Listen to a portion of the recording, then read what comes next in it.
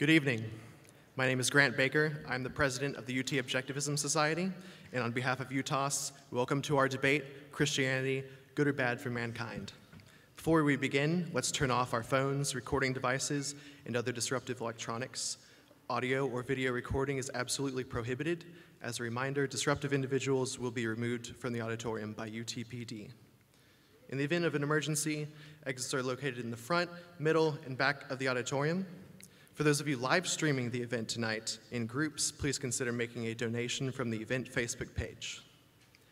I would like to give special thanks to the Objective Standard, which made this event tonight possible. I would also like to thank the paying members of UTOS, the volunteers who worked tirelessly to promote this event, and especially Brittany Rivera, who has worked months bringing this debate together. Great job, Ms. Rivera.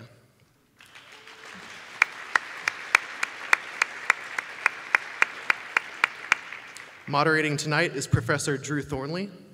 A native of Jasper, Alabama, Drew Thornley is a graduate of the University of Alabama and Harvard Law School.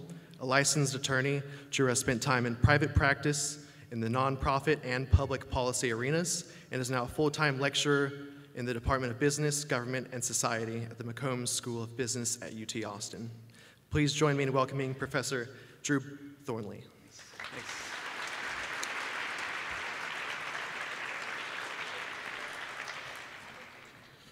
Good evening and welcome. It's nice to see all of you, even though I can't actually see any of you right now. We appreciate that you joined us tonight.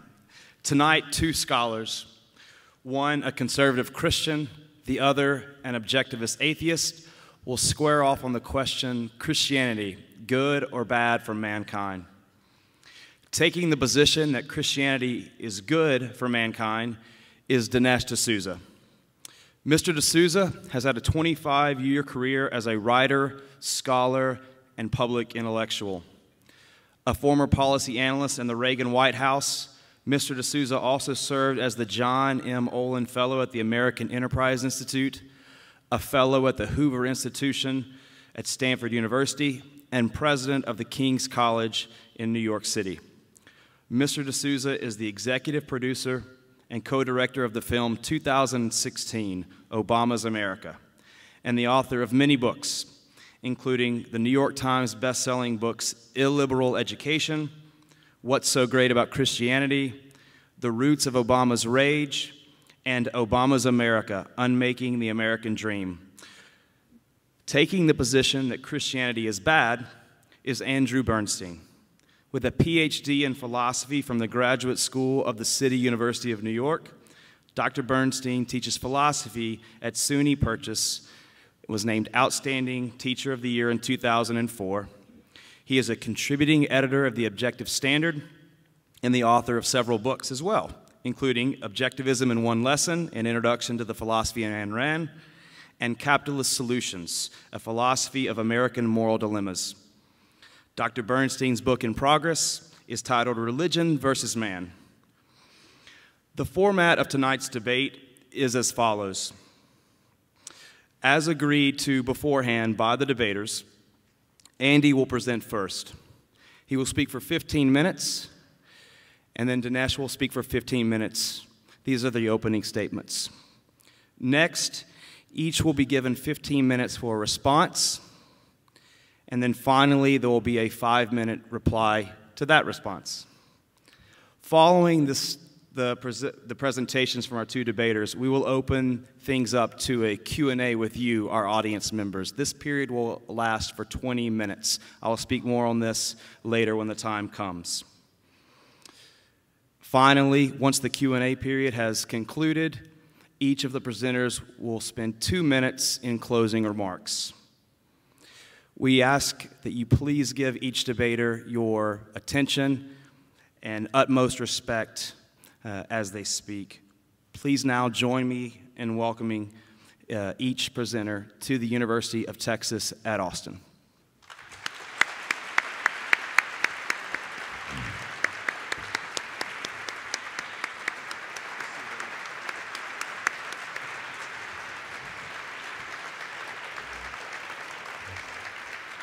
Welcome.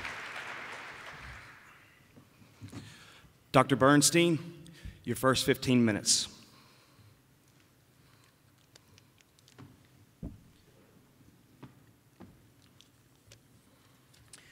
Thank you. Can everybody hear me? All right. Now, the criticisms I'm going to make are applicable to any religion, to Judaism, Islam, any of them, applicable to religion as such. But since Dinesh is concerned to defend Christianity, I'll confine my criticisms to Christianity. Now, the crimes of Christianity against mankind are too lengthy to go into in a debate, so just a few. We could say in the modern Western world, Christianity has been defanged by the rational principles of the Enlightenment. But for 1,200 years, from the 4th century A.D., when Constantine first made Christianity the dominant religion of the Roman Empire, right through the 16th century Reformation, for 1,200 years, Christianity was the dominant philosophy of the Western world. What was that like? Well, just to take a few examples. The Arians, who disagreed with the Orthodox Catholics on the nature of Jesus, bloody disagreement, thousands of Arians were killed by the church. The suppression of the Manichaean heresy was even worse. The church suppressed it in the 5th century. It reemerges in the 13th. The Pope's army of heretic hunters bursts into the city of Béziers in modern-day France, slaughters 20,000 of the heretics, men, women, children, babies, the elderly, and the papal emissary writes to the Pope, God's justice is a wonderful thing. Even into the 16th century, even after the Renaissance has begun to brought reason back into the Western world, the Christians are still at it, still slaughtering each other in the Protestant Catholic wars. For instance, the St. Bartholomew's Day massacre, thousands of Protestants murdered. Now, I could go on. There's no need. Why? I mean, after all, Jesus preaches peace and love. There are even some Christians who practice it. I know a few. But the violence comes, the brutality comes from the philosophical essence of Christianity. And the philosophical essence of any religion, including Christianity, is that there's an all-powerful God in a supernatural world that we know by faith and we must obey. Now, supernaturalism and faith, these are the essence of Christianity. There's a world higher than this one that takes precedence over this world. And how do we gain knowledge? Primarily by reading the Bible and taking its beliefs without challenge. Now, on these premises, you can believe anything. You can believe that the graves open and the dead rise and walk the streets of Jerusalem. You could believe bushes speak, men live inside whales, virgins give birth, God wills that the infidels be slaughtered, etc.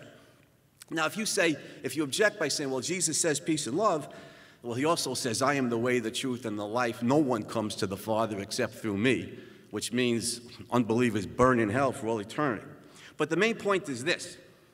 On faith-based premises, if the clergy, whether it's the Pope, Luther, Calvin, the Puritan elders, if the clergy says that the unbelievers are the enemies of Jesus, they will destroy God's church, they will spread spiritual sedition, they must be annihilated, they must be burnt. On faith-based premises, how do we know that belief is false?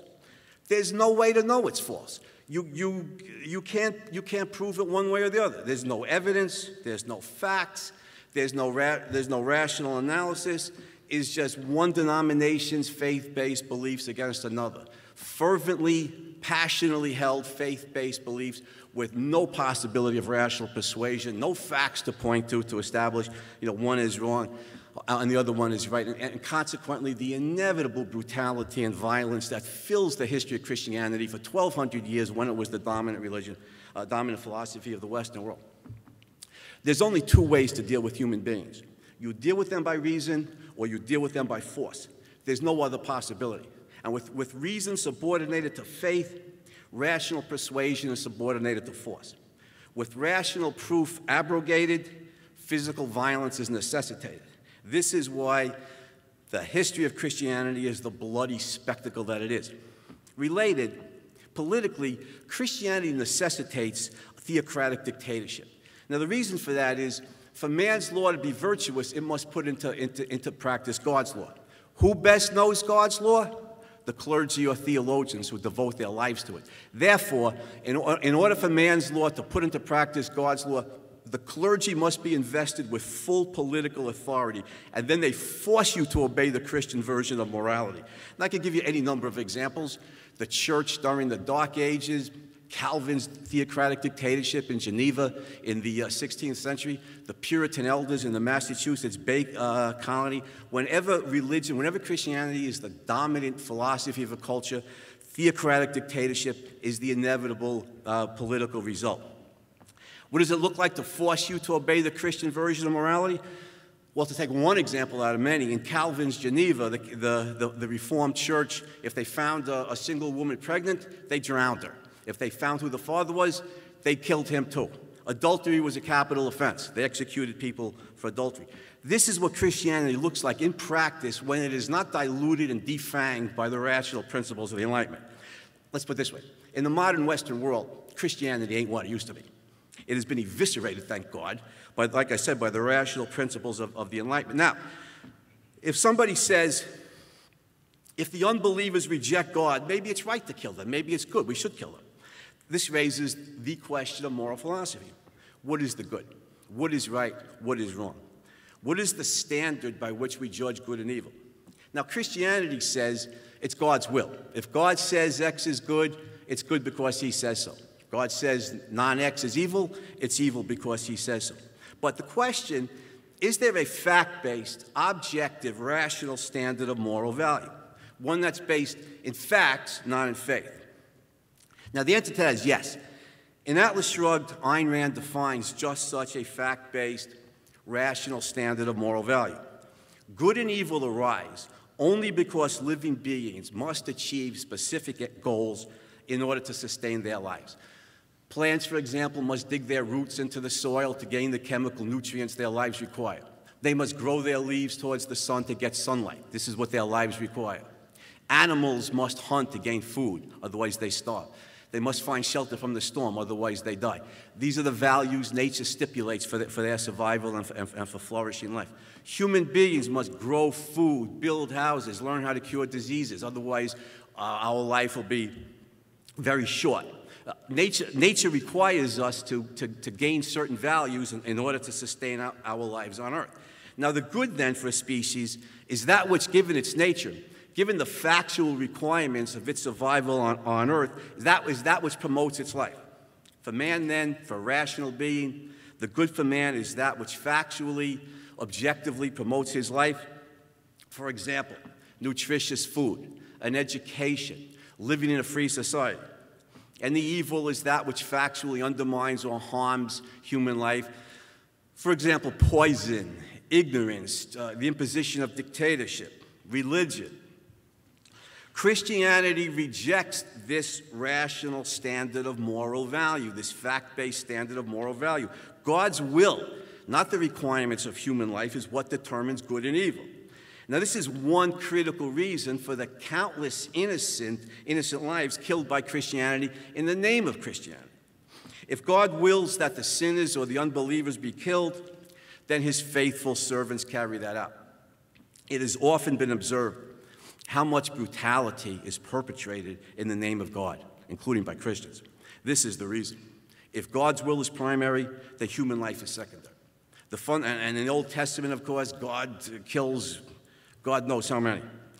The fundamental principle is when man's life is subordinated to any consideration, an alleged God's will or another, that human lives will be sacrificed to the ruling concern and men will then die. Lots of them. In fact, prior to the 20th century rise of communism and National Socialism, if we ask the question, what denomination or group is responsible historically for murdering more innocent Christians than any other? The answer to that would have to be other Christians. Now, if the good is to promote human life, the question is, by what means? As Ayn Rand establishes in Atlas Shrugged, reason is man's instrument of survival. Every value human life depends on requires the rational mind. We must learn how to grow food. We must learn agricultural science, agricultural technology, which requires reason. We must build houses, requires knowledge of architecture, engineering, mathematics, requires the rational mind. We must learn how to cure diseases, which requires knowledge of biological science, the rational mind. I could go on.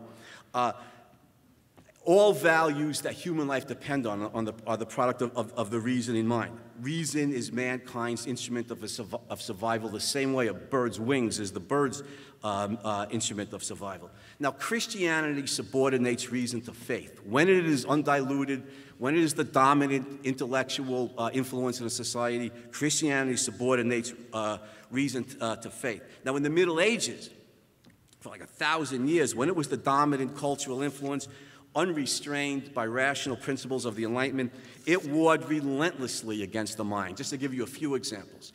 Justinian I, Christian emperor, closes the Greek schools of philosophy in 529 AD because they're inherently pernicious to Christian faith. He forbids any pagans to teach. Will Durant, the great American historian, points out that after 1,100 years, this often of glorious achievement, this effectively ended Greek philosophy. In the East, in Alexandria, a Christian mob murders Hypatia, in fact, tears her body apart. A Christian mob, including monks, led by a member of Bishop Cyril's staff, murders the Greek mathematician Hypatia. Now, the historian of science, Maurice Klein, points out that the murder of Hypatia symbolizes the end of Greek mathematics. The Christians suppressed the Greek intellectual tradition. Read Charles Freeman's book, The Closing of the Western Mind, The Rise of Faith and the Fall of Reason.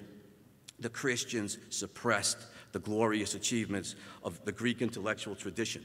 They suppressed Greek philosophy. They suppressed Greek science. They suppressed Greek mathematics and brought on a dark age that lasted for centuries. Now, let me close with this.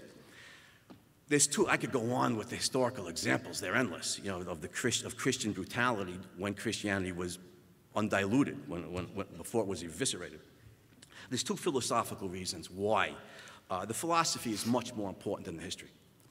There's two philosophical reasons why Christianity perpetrates endless crimes against mankind. One, Christianity rejects man's life as the standard of moral value, so human life means less to the Christians than the enforcement of faith-based orthodoxy. Compliance to a faith-based religious orthodoxy, not human life, is the Christian standard of what is good or bad. And secondly, Christianity subordinates reason to faith. When mankind's instrument of survival is secondary, then human survival is secondary, and many human beings will not survive, have not survived, and cannot survive under Christianity.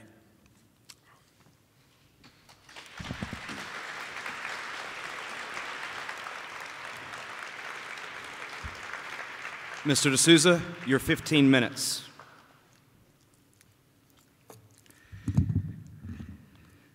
I'm very pleased and honored to be here, and looking forward to a debate not just against an atheist, but a particular kind of an atheist who is an objectivist and a sort of subscriber to the tenets of Ayn Rand, a woman for whom I have great respect.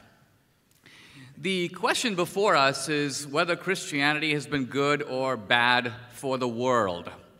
And in my rebuttal, to come later, I'm going to address a number of the specific points raised by Andrew Bernstein. Here, I actually want to make a positive case. I want to show what Christianity has done for the world. Now, one way to do that is to ask what the world would look like if Christianity had never existed. What would our world be like? I'm going to take a little bit of a different path, and I'm actually going to begin by laying out some of the key tenets of objectivism itself. In other words, I want to lay out some of the key tenets that Andrew Bernstein believes in. And you'll see these are not tenets that are believed by only the followers of Rand. They're actually tenets that many of us believe in as well. For example, one of the key tenets of objectivism is the idea of the individual. That the individual matters, that the individual can't just be subordinated to the collective or to society. Second, the idea of freedom, The idea that freedom is important in a society, and freedom means to some degree choice. We have the right to shape our own lives. We have the right to economic freedom, to political freedom, to freedom of thought and expression and conscience. So the idea of freedom is critical. The idea of equality of rights, not equality of results or outcomes, but the idea that we have equal rights under the law. And the idea of equal rights comes out of the sense that, in a sense, no man has the right to rule another man, if you will, by nature. That these rights are in nature itself. Jefferson called them natural rights, and the Greeks did as well. So these are some of the key ideas of objectivism. The idea of science, of rational inquiry, about investigating the world using the faculties of reason. Now, you get the impression, listening to Andrew Bernstein, that all of these ideas are sort of products of the Enlightenment. Never seems to have occurred to him to ask, where did the Enlightenment come from? Why did we have an Enlightenment in the West? Why wasn't there a Hindu Enlightenment? Where's the African Enlightenment? The Enlightenment among the Aztecs? Why did the Enlightenment occur in Western civilization? In other words, is the Enlightenment the enemy of Christianity? Or was it to some degree also the product of Christianity? Let's look, for example, at where Western civilization comes from. A civilization that included the Renaissance and the Reformation and the Enlightenment, not to mention the scientific revolution and the Industrial Revolution. First of all, most historians will agree that the two founding pillars of Western civilization are Athens and Jerusalem. By Athens, of course, we mean the legacy of classical Greece and Rome. And by Jerusalem, we mean Judaism and also Christianity. These are the two sort of anchors on which Western civilization was built. And the ideas of Western civilization come out of one or other tributary of the West. Some people think they come out of a hybrid of Athens and Jerusalem, but we can actually reasonably trace particular ideas in the West to one or the other. So first of all, we can ask the idea of the individual. Was that a powerful idea in ancient Greece and Rome before Christianity? No. True, you have powerful individuals. For example, on the Greek stage, we have Oedipus, who's an individual in his own right, but individualism is essentially scarce in ancient Greece and Rome. What about the idea of freedom, of liberty, of property, of contracts, of free trade? None of this can be found anywhere, really, in ancient Greece and Rome, certainly not in any sort of systematic sense in those civilizations, which are actually defined by imperialism, conquest, force, mass-scale slavery in the case of Rome. The Spartans, of course, would deposit the sick child on the hillside, happy to find it dead in the morning. Infanticide, euthanasia, pederasty, these were extremely common in, you may say, Athens. So, if these libertarian or objectivist ideas cannot easily be traced to Athens, where do they come from? The answer, in fact, the only answer, is that they have their roots in Jerusalem. Now, at first glance, this may seem incredible, the idea of reason, of the individual, of property being somehow a Christian legacy. But when you begin to look a little more closely at history, you see that it's actually quite true. Take, for example, the fact that we're having this debate right now, where? In a university. Who started the university system? Was it founded in the Enlightenment? Nonsense. The first universities were started in medieval Europe. They grew out of the system of monasteries that dotted the continent before universities got started. And the first universities, the University of Paris, the University of Bologna, and of course later in America, Harvard, Yale, Princeton. Have you noticed that of the 8 Ivy League colleges, 7 of them were explicitly started as Christian institutions? It's not an accident. They might have been started by this denomination or that, but my point is these were universities explicitly started not just by Christians, but with a Christian mission, which gives you some sense that this idea of reason, far from being hostile to Christianity, was seen as completely consistent with it. Consider the idea of science. We might wonder, why did science develop in Western civilization? Human curiosity, presumably, is universal. And we know, of course, that the Mayans would develop a calendar, and the Chinese would record the eclipses.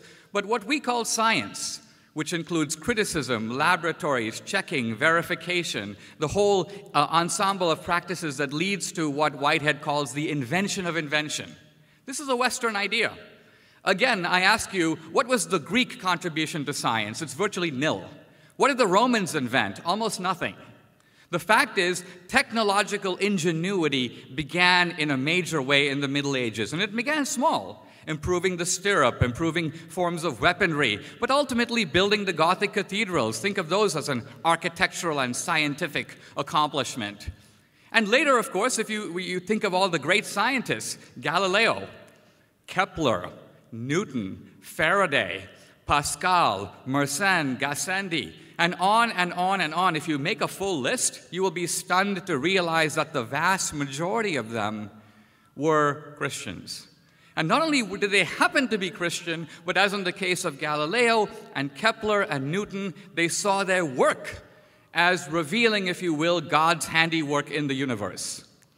Now, why is this important? It's important because in Christianity, God is seen as omniscient, as knowing everything. By the way, this is not common to other religions. And in other religions, God may be seen as all-powerful, but God is not really a knower. The idea that God knows everything is something specific to Christianity. And it's important because Christians have figured that since God is omniscient, He designed the world in a particular way that reflects, if you will, His omniscience. And since we are made in God's image, it's sort of our particular talent or vocation to be able to go and figure out the world and through it discover, if you will, the fingerprints of God. This is a powerful motivating force, even for science, and I would argue even today. Now, Andrew Bernstein has spoken consistently of faith as if it was a bad word.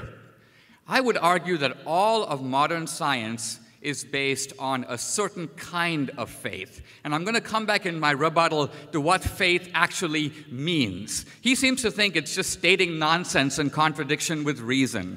I will give a completely different definition of faith, which applies both to religion and to science. The kind of scientific faith I'm talking about is the faith that we live in a rational cosmos. By the way, that is not a finding of modern science. That is an assumption of modern science. We assume that if we can measure light going at a particular speed here and now, that light has always traveled at that speed in the past. We have no way of going into the past and actually measuring light then. But we assume that light, and we assume that on a star 10 light years away or 100 light years away, light still goes at that speed. Do we know that? Have we been there? Have we measured it? No. But we assume that light everywhere and always travels at the same speed, c. That is called faith. And faith here is not in contradiction to evidence. Faith is actually going where evidence can't reach. I'm going to come back to that a little bit later. I do want to address head-on the idea that Christianity suppressed the legacy of Greek philosophy, of Roman learning, and I actually want to look at what actually happened historically. So the Roman Empire, which was the wonder of the Western world, was besieged by barbarians from Northern Europe, the Huns, the Lombards, the Vandals, and so on. These barbarians, who were by no means Christian, they were pagan, came into Rome, and the Roman Empire had become overstretched, decadent, and essentially was unable to defend itself. And this Roman edifice was leveled. The Roman legions were no more. They were smashed by the barbarians. So who destroyed Rome? It was a combination of barbarian force and Roman whimpery. The Christians had nothing to do with it. Roman learning was smashed because the Romans couldn't defend it any longer. And Europe was reduced, in a sense, to rubble. Out of that rubble, Christianity began to rebuild the continent, and began to rebuild it slowly, but without a lot of the corrupt practices that had defined Roman civilization. So, for example, Rome was based on mass-scale slavery. Slavery was very common in Western civilization. Andrew Bernstein may say, well, it took the Enlightenment to abolish. Nonsense. Slavery was ended in Europe between the 4th century and the 10th century. By the 10th century, which was the medieval era, no Renaissance, no Reformation, it was all Christian, just as he says. Slavery disappeared from Europe. Slavery later had a big revival, and there was a second wave of abolition in the modern era, which I'll be happy to come to later. But my point is, the Christians didn't level Roman civilization out of the rubble of Europe, created by the decadence, corruption, irresponsibility, and weakness of Rome. The Christians reconstituted Western civilization, rediscovered Roman learning and Greek learning. That was the whole point of Thomas Aquinas, that Aristotle had been rediscovered, and Aquinas, in a sense, created a synthesis between Aristotelian learning and Christianity.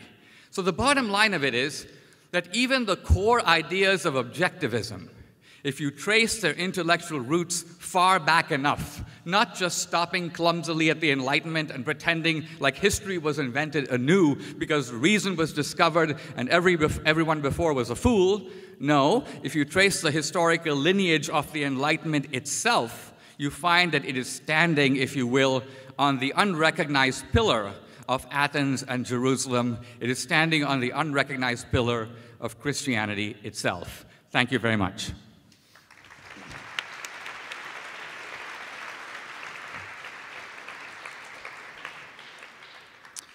Dr. Bernstein, your 15-minute response rebuttal. Dinesh raises a number of points that I want to get to in my next rebuttal. But right now, I came here to make the case against Christianity, and by God, I'm going to do it. So the essence of the case is philosophical. Let me look at the philosophical essence of religion. The religious belief is that, or the Christian belief is that God exists independently of the world, antecedently to the world. He exists before the world, and he creates the world and he governs the world. So this cosmic consciousness, God, is independent, whereas existence is dependent on consciousness. That's the Christian belief. Now, what's the philosophical truth about this? Now, as Ayn Rand puts it, I think brilliantly, existence exists. By existence, she means the sum total of everything that exists, the universe. To prove that, all we have to do is open our eyes and look out at reality. And right now, I can't see a damn thing, but I can hear people out there. I can see this. I know the world exists. All we have to do is look out at it. Now, besides that's the first philosophical principle I want to establish. Existence exists. It is. It is. And sometimes I think we ought to just stop and realize what that means. The universe is. Undeniable truth. Furthermore, secondly, the things that exist. A thing is what it is, and nothing else. This is the law of identity. A is A. A thing is what it is. Steel is steel. It's not paper mache. Penicillin is penicillin. It's not sulfuric acid. This is the law of identity. A thing is what it is, symbolized by A is A. Third, because a thing is what it is, it acts in accordance with what it is. Go back to my two examples. We can use steel to build a skyscraper. We can't build one out of paper mache. We could use penicillin to cure certain diseases. We can't do that with sulfuric acid. Because a thing what it is, it acts in accordance with what it is. This is the law of causality. What a thing is determines what it can and cannot do. Now, a further point, basic philosophy here. The apprehension or understanding that something exists or anything exists involves another key philosophic principle, consciousness, the faculty that perceives existence. Our mind, our consciousness is real. It's the means by which we know the world. Now, here's the key philosophical question. What is the relationship between existence and consciousness? The world out here in our minds. Is one fundamental and the other derivative? Now, existence, logically, necessarily, existence precedes consciousness because consciousness is consciousness of an object. To be conscious is to be conscious of something, whether it's the podium, the room, the people in it. Awareness is awareness of an object. To be conscious is to be conscious of something. If there is no existence, there is nothing to be aware of, and there could be no consciousness. To hold that consciousness is aware of nothing but itself is an impossibility. Consciousness of what? Related, we perceive that which exists.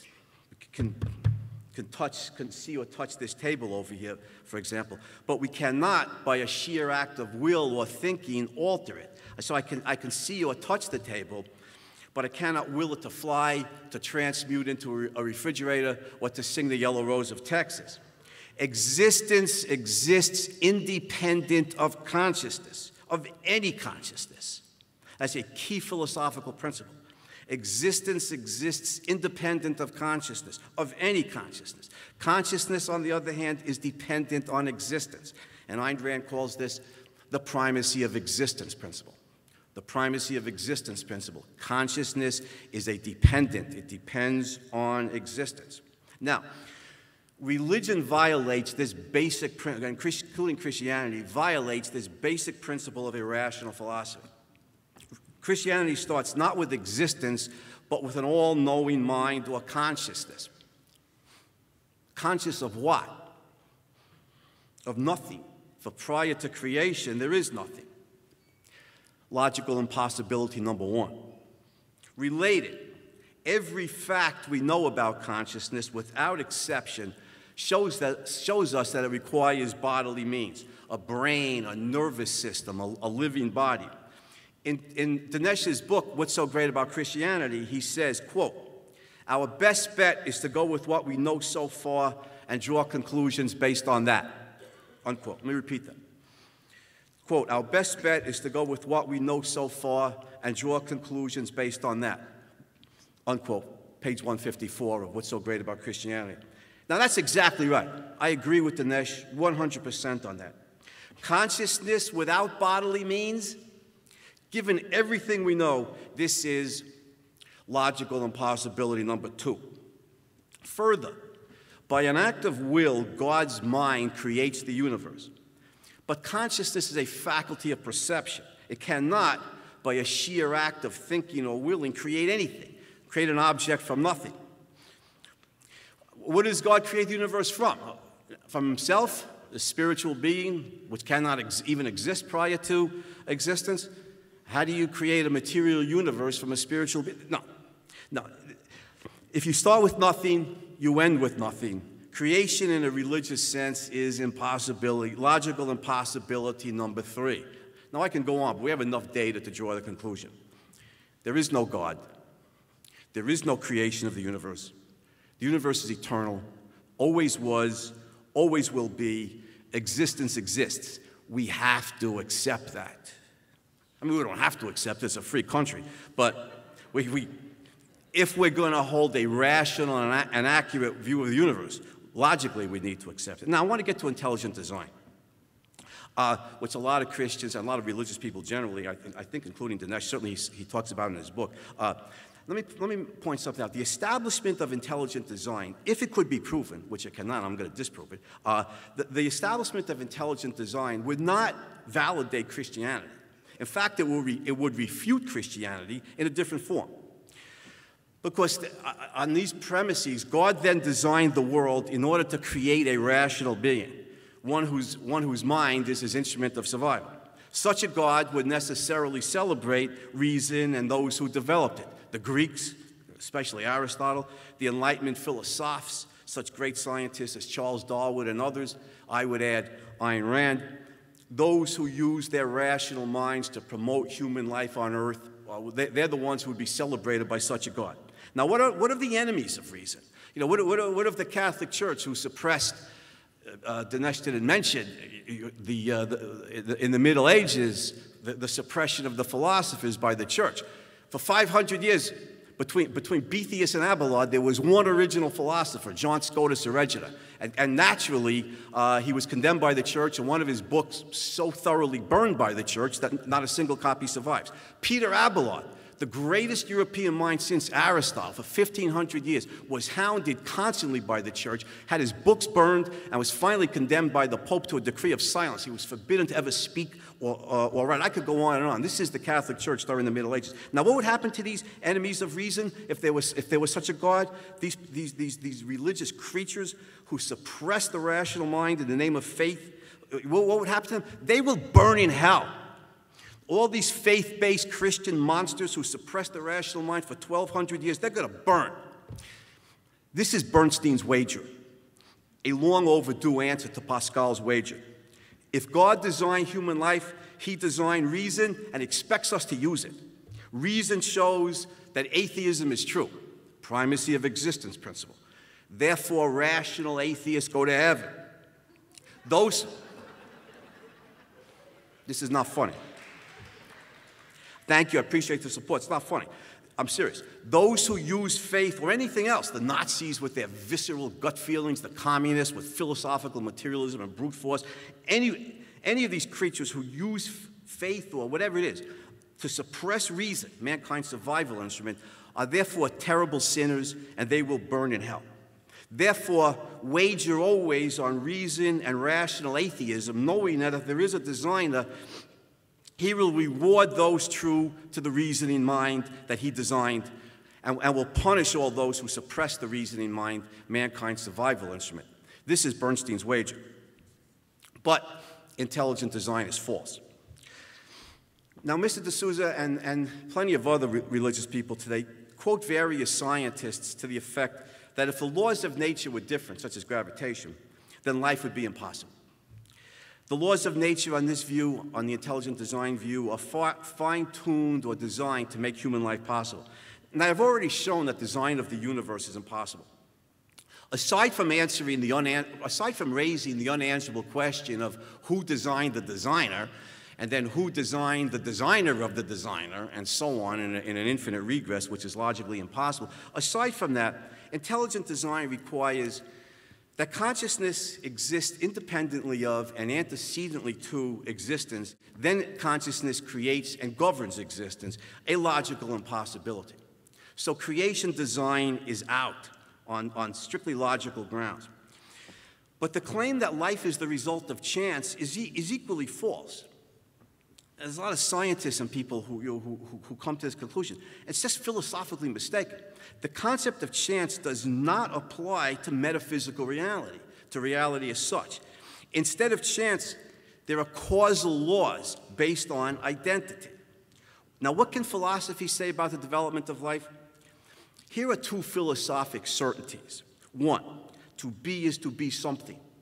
A thing is what it is, the law of identity. Two, because a thing is what it is, it acts in accordance with its nature, the law of causality. Consequently, the universe is lawful and orderly. The universe, Dinesh, is not rational. Human beings are rational. The universe is lawful and orderly. Indeed, the concept of an unlawful or disorderly universe is a logical impossibility, for it would require things to act in violation to their nature, not in accordance with what they are, but in accordance with what they are not. Now, some people, I think Dinesh argues that it's possible that the laws of nature could be otherwise, for instance, gravity. No. Possible means that given the laws of nature, something could occur even if it has not yet, for example, a cure for cancer. The concept of possible arises and has rational meaning only within the laws of nature. It is not applicable to those laws. Given existence and the specific identity of that which exists, the law of gravity is necessitated and could not be otherwise. Therefore, events unfold in metaphysical reality, apart from human choices, with a majestic and awesome necessity. They are inexorable.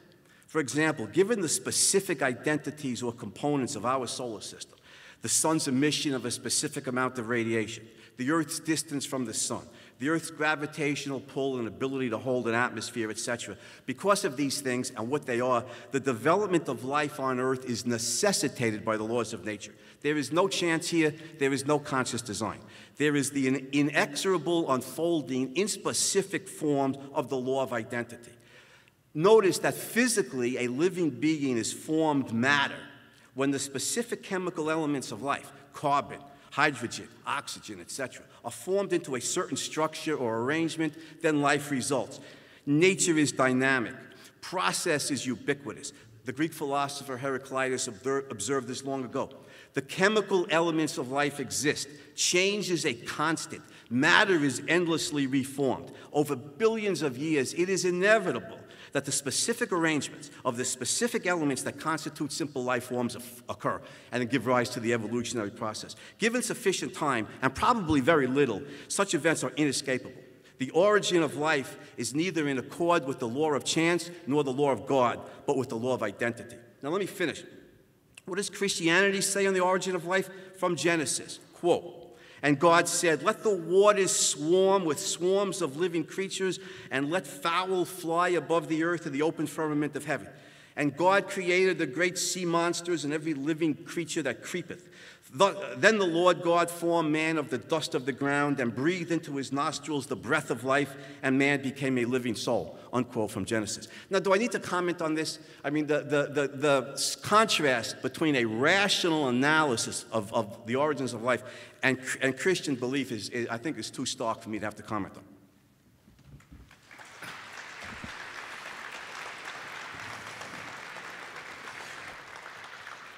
Mr. D'Souza, your 15-minute response rebuttal. When I was a kid growing up in Bombay, I would be taken by my parents to a Catholic church, where I would often hear in the sermon a priest or a pastor harangue about, this is the way it is. This is why God exists, and the Bible says this, and the Bible says that. And I remember, as I grew a little bit older, becoming a little disgusted with this mode of argument, because it was not a mode of argument at all. It was just an appeal to the Bible. And quite oddly, sitting here tonight and listening to Andrew Bernstein, I got the same creepy feeling. I got the same creepy feeling that I was listening to a certain kind of an atheist pastor. The only difference is that he didn't appeal to the Bible. He appeals to a word with a capital letter called reason. He doesn't give any reasons, but he just says reason dictates this and reason dictates that, and he expects us all to nod sheepishly and go along. He even, in fact, concludes triumphantly that reason dictates that atheism is true. Now, we're in a university setting, so we can stop talking nonsense and ask the simple question, do we know for a fact that God exists or doesn't exist? On the basis of reason, I would concede we do not know. In that sense, we are all agnostics, the believer and the unbeliever alike. Why are we agnostics? Why am I an agnostic? Because I don't know. I call myself a believer because I am not a knower. There's a great difference between belief and knowledge. Knowledge means you know. Belief means you don't know, but you still believe. So, for example, I believe there's a place called Papua New Guinea. I've never been, but I believe it's there. But I wouldn't say I believe in my brother, because I know the guy. So the point here is that true belief is not a denial of doubt. It is the acknowledgement of it. But we see in Andrew Bernstein today no shred of a doubt. Here we are flung into the world as human beings, and if we're curious and we look around, there's a whole heck of a lot of stuff we don't know. Where'd we come from? Why does all of this even exist? This whole universe, why does it exist? What's going to come after we die, if anything?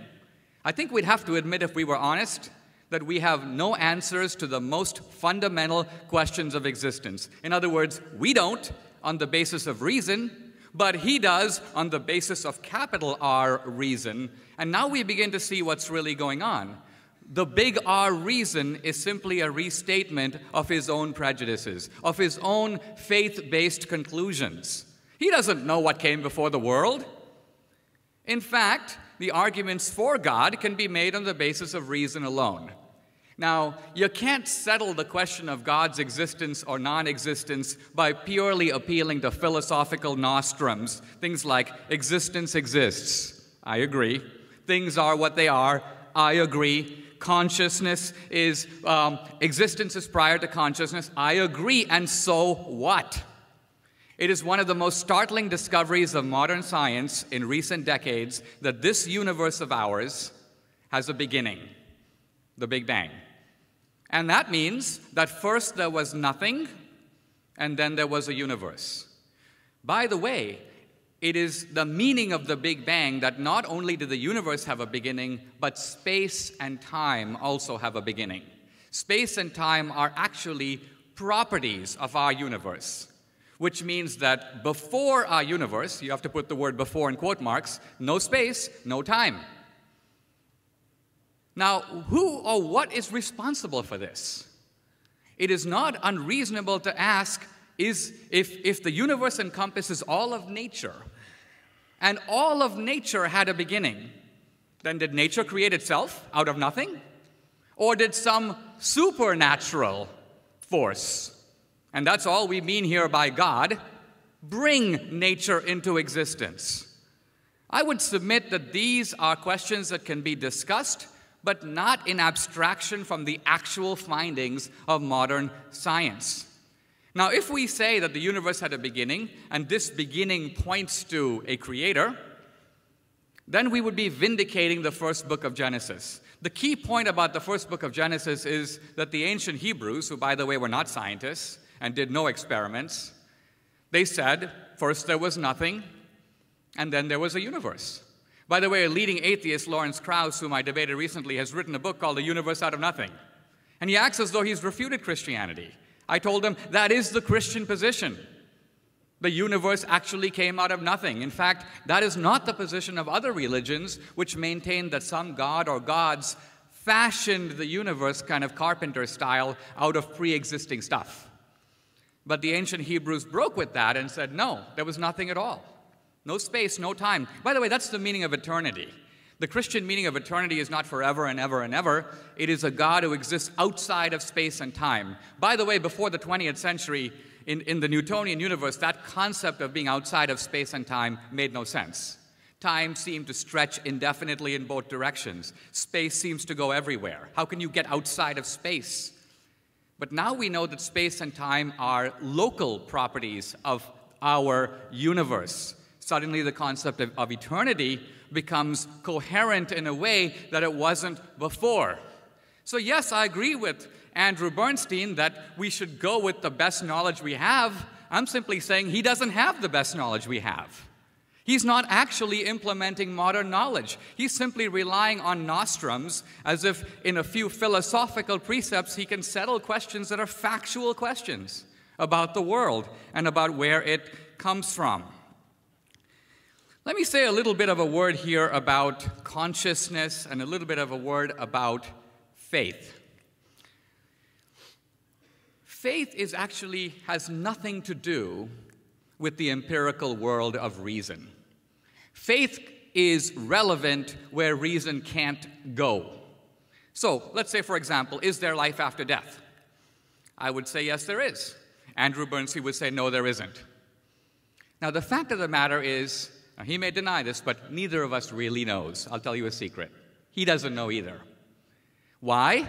Because we are products of our consciousness, our brains. What happens to us afterward, none of us has a clue.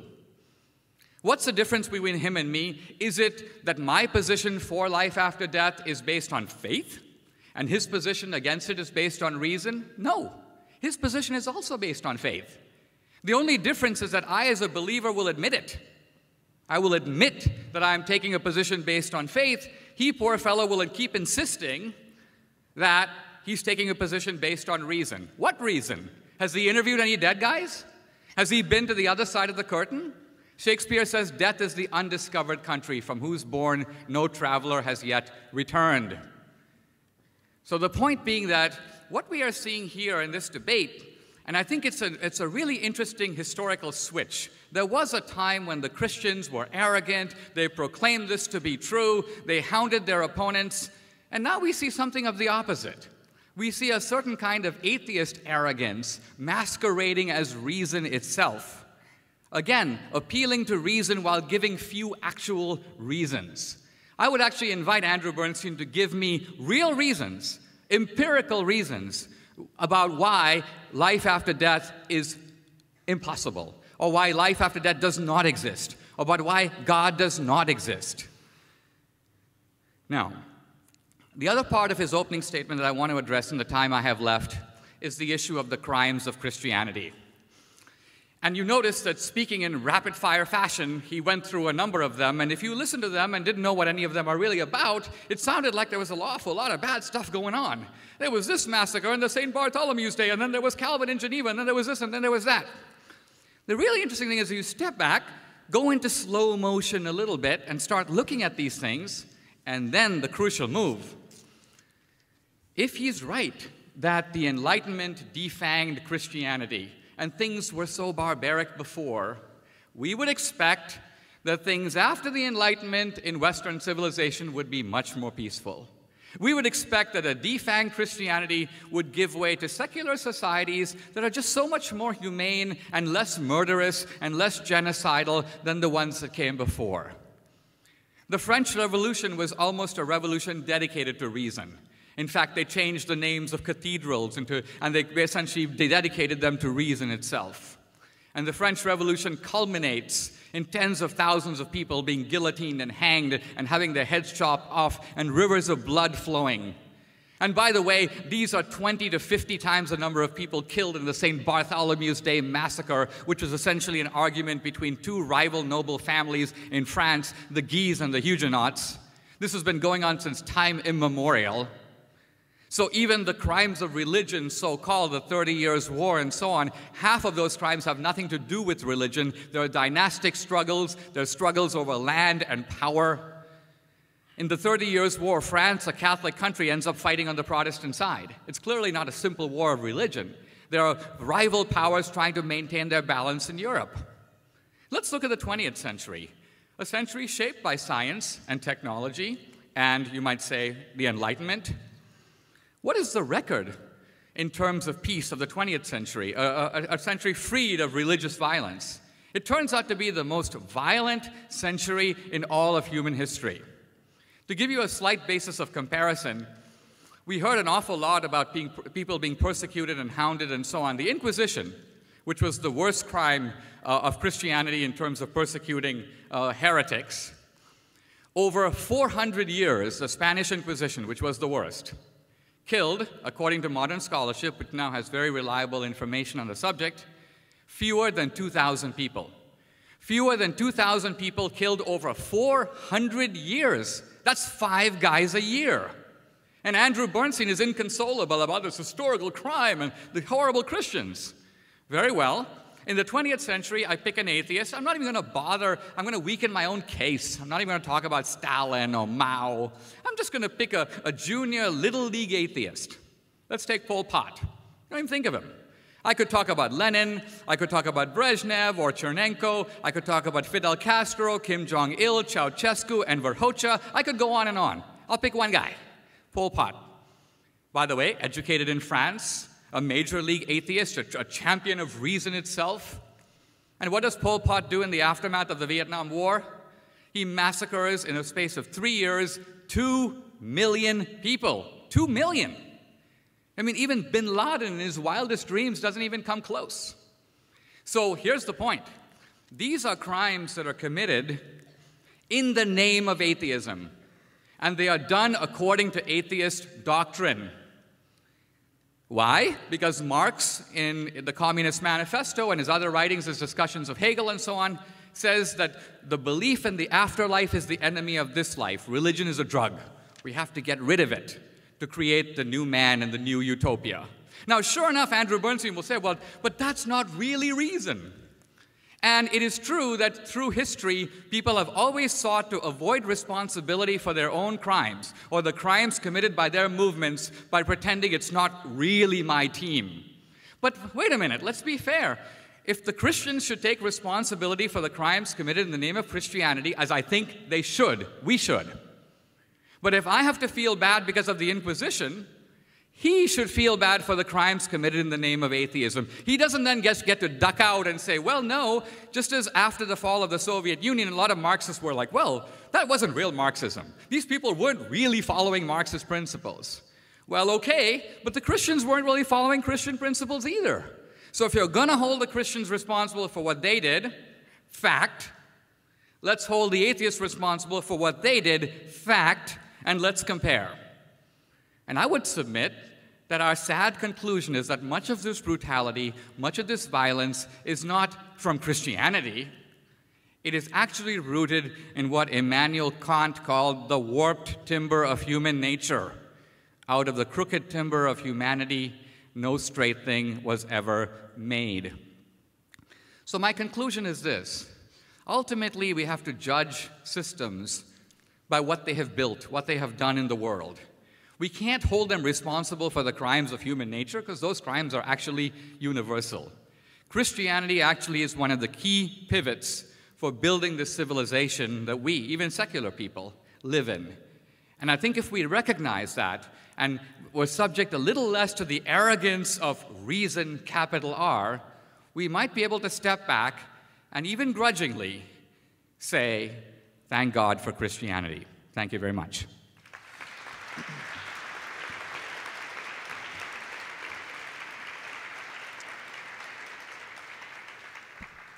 Dr. Bernstein, your second and final response. You have 5 minutes. A lot of stuff. Almost don't know where to begin. Let me do this quickly. Big Bang Theory, if it's true, is an example of an eternal universe theory, not of creation. It's a philosophical misinterpretation to interpret it as a creation theory. And the reason is simple.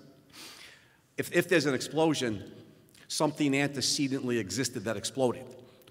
From nothing comes no explosions. I mean, if we're going to say, well, let's take this bottle of gasoline and dump it on nothing and see if we get an explosion, it's not going to happen. So I guess we have to amend Genesis now. In the beginning, there was an energy phenomenon. The point, of course, is matter exists, whether it's in the form of matter or energy. It changes its forms. It's not created. It's not destroyed. I'm not a scientist. I don't even know if the Big Bang Theory is true or not, but as a philosopher, I know this. And with certainty, despite Mr. D'Souza's claims here about big R reason or whatever, I know this with logical certainty. If there's an explosion, something existed before the explosion that exploded.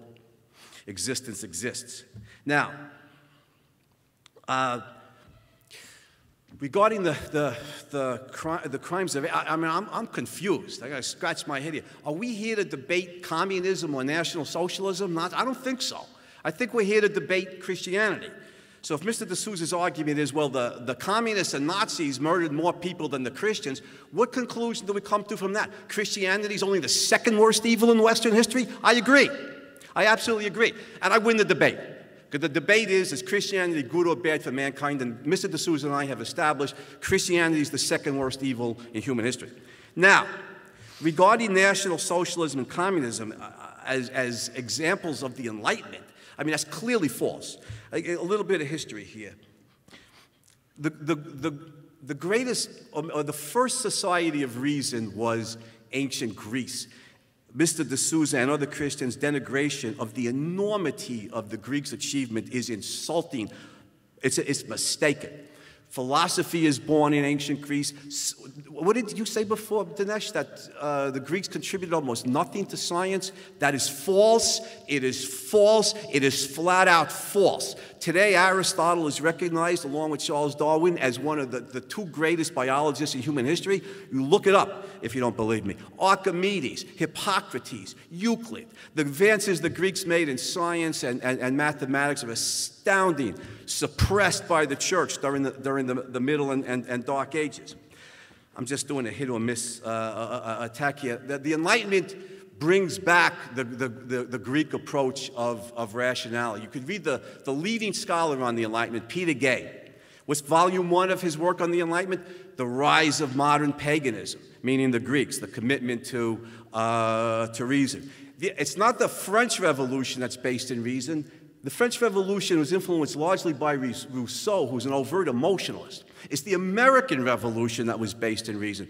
The leading minds of the American Enlightenment were responsible for the American Revolution. Benjamin Franklin, Thomas Jefferson, Thomas Paine, James Madison. Many of these men were deists. They were scornful of faith. The leading minds of the 18th century Enlightenment, including Voltaire, were a mixture. of Greek rationalism and Christian faith. With Greek rationalism and commitment to reason, big R or little r, doesn't make any difference. They're committed to reason. Thomas Paine, in his book, The Age of Reason, said, "My own mind is my own church." There's the Enlightenment attitude. These were the men who created the American Revolution. The French Revolution was created by followers of Rousseau. You read Will Durant on this. Robespierre was an enormous admirer of Rousseau, the emotionalist. And the Nazis are overt emotionalists. There's nobody who could be a better example of rejecting the Enlightenment commitment to reason than the National Socialists. How did they know their moral superiority based on racial inheritance? Did they get that from the science of biology? I don't think so. Biology shows us moral characteristics are not inherited. The Nazis answered it themselves. We just feel it in our blood and our bowels. That's a quote. We feel it in our blood and our bowels. They're overt emotionalists. They reject reason. Logic is a Jewish tool. It's sensationalism, bodily, visceral sensations and emotions that animate the National Socialists, not reason and the Enlightenment commitment to reason. The communists are almost as good an example. They're maybe better. They're philosophical materialists. They don't deny the mind's effectuality, deny its existence. Man is body. Everything's matter. Man is body. The mind, mankind's survival instrument, doesn't exist. How do we create the products that human life depends on? Manual labor, the work of the body. And what about Aristotle's logic, Newton's laws of motion, the inventions of Watt, James Watt, or Edison that promote production? Glorified manual labor. Human beings are bodies. How do you we're animals. How do you get animals to work? You whip them, and you kill them if they don't work. This is the overt rejection of reason in the modern world. It's a product of modern German philosophy. Kant, Hegel, Marx, the unholy triumvirate, their rejection of reason. Kant says the mind can't know reality at all. We create a subjective reality that they know. Hegel subordinates the individual to the state. The mind can't know reality. The individual's helpless. He's subordinate to the state. The group is all powerful. The state is all powerful. Which group is all powerful? Hegel's followers disagree. The Nazis say the race. The communists say the economic class. They all agree. The individual is nothing. The individual mind can't know reality. He's helpless. He's subordinate to the state. His life and mind belong to the state. This is the modern world. There's three philosophical traditions at work here. The Greeks' commitment to reason, the Christians' commitment to faith, and the post-Kantian modernists' commitment to the idea that the mind is helpless, the state is all-powerful, and the individual must be subordinated to the state. I'm going to just conclude with this point. What they call modern irrationalism, which is true, it's accurate, in modern culture, in art, and politics, and education, modern irrationalism, a product of German philosophy, who set the template in Western society for irrationality? Christianity did. If you can believe that a super consciousness of the universe exists without bodily means and creates the universe from nothing, you can believe anything. You can certainly believe you're morally superior based on racial inheritance. Here's Christianity's cultural legacy. It made irrationality respectable. That's its legacy. After Christianity, anything goes. You could make any irrational claim. You don't need any facts to support it. Now, I gave an argument. I gave you facts to show that there's no God. The primacy of existence is factual. There's no evidence whatever to indicate that consciousness could exist independently of existence, or that it can mold or create existence at will. No evidence whatsoever. That is a faith-based belief. All the evidence is on my side. I gave the argument. Mr. D'Souza did not respond to it. He just made some insulting reference to big R reason and little r reason. That's not going to cut it here, man. There is no God. Accept it.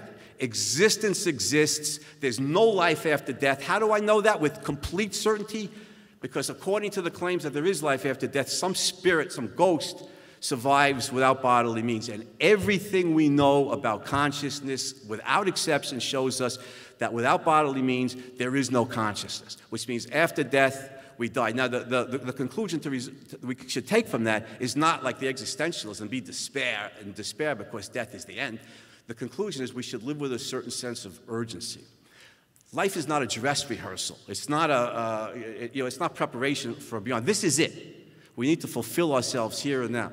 And so I urge all of you, think about what you want out of life. Do you want an education in a given field? Do you want romantic love? Do you want children? Do you want a career in a certain field? And then work your hardest and best using of your mind to create those values in your life, and then live a happy, fulfilled life. Values, Ayn Rand points out, are the meaning of life. That's what she means by selfishness. Values are the meaning of life.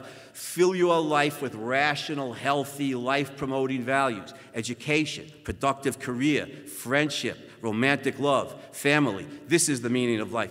We have to achieve it here. We're not going to get a second chance, and I know that with complete certainty for the reasons I gave. Thank you.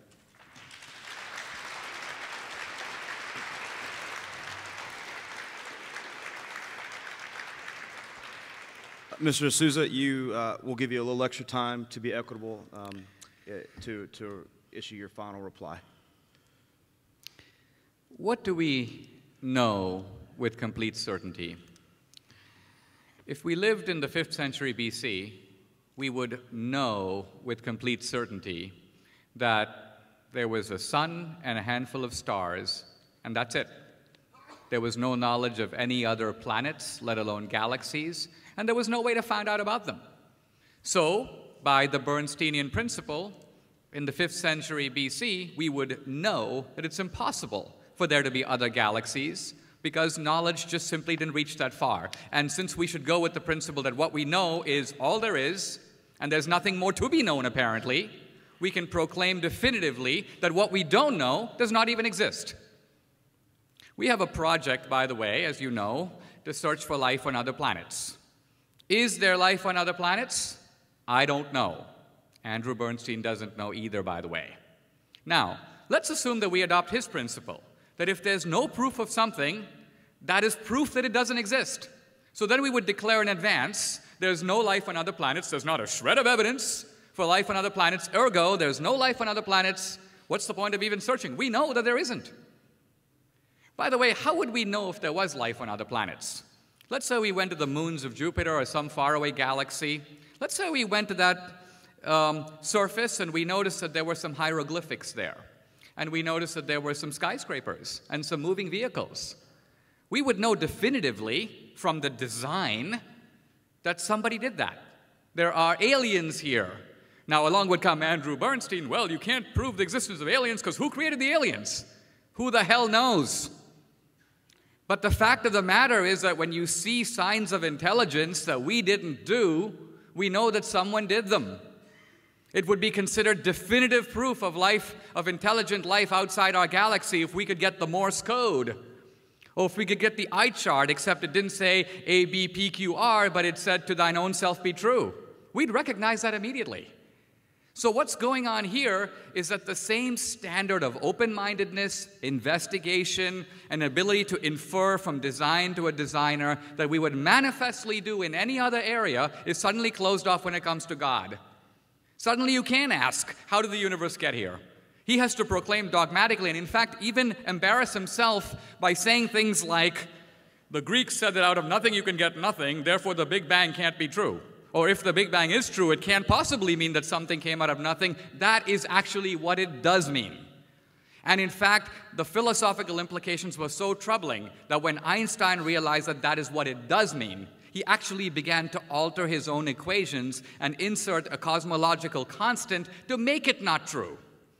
Because he realized that if it is true, then you can't just think of an eternal universe eternally governed by laws, but you have to consider that maybe some kind of a super mind, which is what Einstein ultimately came to believe in, not the biblical God, to be sure, but a sort of grand intelligence that's responsible for the laws of nature themselves. I mean, think about this. The laws of nature are written in code.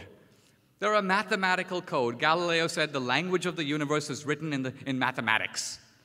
And it's taken the most brilliant scientists, from Kepler to Newton to Einstein, to excavate those laws out of nature. Is it unreasonable for us to ask, who wrote the code?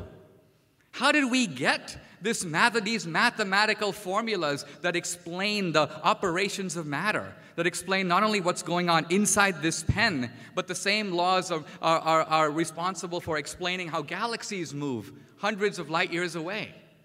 Who did that? Or does it do itself? Now, in a way, you could say either explanation is possible, but it is the height of dogmatism to insist on matters of such magnitude that human beings from time immemorial have wondered about, to proclaim definitively at our moment in history that we know the answer. That is the kind of anti-intellectual attitude that has forever been the enemy of learning and science and open-mindedness and curiosity and modern knowledge. Finally, with regard to the crimes of Christianity, let's put aside communism and compare, for example, the Salem witch trials, which are, by the way, mythological. In college, I read Arthur Miller's play, The Crucible, the Salem witch trials, against, let's say, the French Revolution. Now, the French Revolution grew out of the French Enlightenment. You can say Rousseau was a romantic. Rousseau was fully a creature of the Enlightenment, a correspondent and colleague of Rousseau, d'Alembert, d'Holbach. All these guys were in it together. They were the Enlightenment. So once again, you don't get to duck out from the Enlightenment by essentially expelling its key members. The French Revolution killed tens of thousands of people in a very short time. The Salem witch trials, well, I was in Salem a few years ago. The number of people killed in the Salem witch trials, 19. Now, is that 19 too many? Sure, I'll grant that. But it's simply ridiculous to go on and on about the less than 20 crime of Christianity while ignoring the far greater crimes that are committed in the name of your own ideology. Again, not by those communists in faraway Russia or China, but really right in the heart of Western civilization. And the Nazis were the same thing. Hitler was not inspired by Christianity. He hated Christianity, persecuted the churches, and so on. But Hitler wasn't just a product of the Volk. He was also a product of an interpretation of Darwinism that saw the survival of the fittest as not simply a fact about nature, but a norm for nature. And that's kind of what I take Andrew Bernstein to be doing. He says, out of facts, our desire to survive, come values. Survival becomes not only something we do, but something we ought to do. And since in nature the fittest survive, they conquer and eat and destroy the less fit, why not? It doesn't seem like such a stretch for the Nazis to have made the conclusion that from the fact of survival of the fittest in nature comes the value that the fittest ought to and must, and it is glorious for them to survive, and in that was sown the seeds of the Third Reich. Thank you very much.